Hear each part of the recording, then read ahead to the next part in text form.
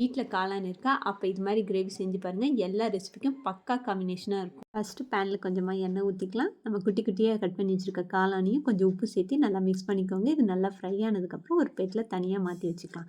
ஃப்ரிட்ஜில 2 குடை மிளகா இருந்துச்சா, அதையும் ஏன் விட்டு வைப்பானே, நான் அதையும் கட் பண்ணி இதில சேர்த்து நல்லா ஃப்ரை பண்ணி தனியா எடுத்து வச்சுட்டேன். இப்போ ஒரு மிக்ஸி ஜார்ல ஒரு 2 தக்காளி, ஒரு பச்சை மிளகா, 10 முந்திரி, 1 ஸ்பூன் மிளகையும் சேர்த்து நல்லா நைஸா அரைச்சு வச்சுக்கோங்க. இப்போ அதே பேன்ல 1 ஸ்பூன் எண்ணெய் ஊத்தி 2 பெரிய வெங்காயத்த குட்டி குட்டியா கட் பண்ணி போட்டுக்கோங்க. 1 ஸ்பூன் இஞ்சி பூண்டு பேஸ்ட்டு, நம்ம அரைச்சு வச்சிருக்க அந்த பேஸ்ட்டையும் இதில சேர்த்து நல்லா மிக்ஸ் பண்ணிக்கலாம்.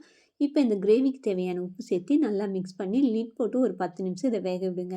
இதோட பச்சை வாசனை போனதுக்கப்புறம் 1/4 ஸ்பூன் மஞ்சள்தூள், 1 ஸ்பூன் மிளகாய்த்தூள், தனியாத்தூள், 1/2 ஸ்பூன் கரம் மசாலாவையும் சேர்த்து நல்லா மிக்ஸ் பண்ணிக்கோங்க.